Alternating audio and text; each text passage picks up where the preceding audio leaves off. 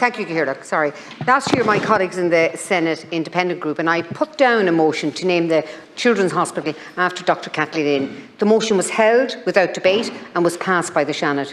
It was a rare moment of partisanship with members of the opposition, and I'm happy to be speaking on this again today. Dr. Kathleen Lynn was an incredible woman whose life reflected the development of the Irish state. Many women who contributed to the struggle for Irish independence were erased from history or had their roles downplayed. In recent years, historians, journalists and now politicians like ourselves have made attempts to pay tribute to their legacy. In my speech today, I will provide a brief summary of the life of Kathleen Lynn. Hopefully, it will become evident why the hospital should be named after her.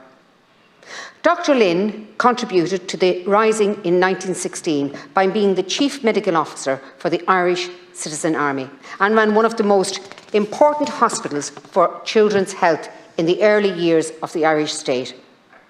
Dr. Lynn was a Sinn Féin politician, activist and medical doctor. She was born in County Mayo to a wealthy Church of Ireland family. Dr. Lynn first became politically active while working in Liberty Hall during the 1913 lockout. She worked with Countess Markievicz and others in the soup kitchens. At that time, she also associated with James Connolly. Eventually, she served in Connolly's Irish Citizen Army in 1916. In addition to this, she was also involved in the suffragette movement. In 1916, she used her car to run guns into Dublin weeks before the Rising. Dr. Lynn was also stationed at City Hall. From this post, she treated the wounded. The position was recaptured by the British forces on the evening of Easter Monday. After this, Dr. Lynn was arrested and imprisoned in Ship Street, Richmond Barracks, Kilmainham and Mountjoy Gaol.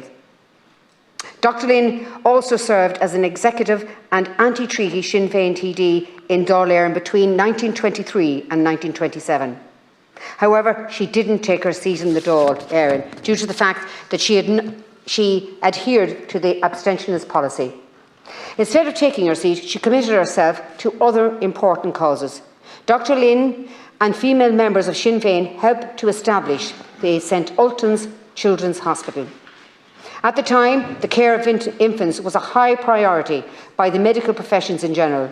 Infant mortality rates were very high and paediatric care was in its early stages of development.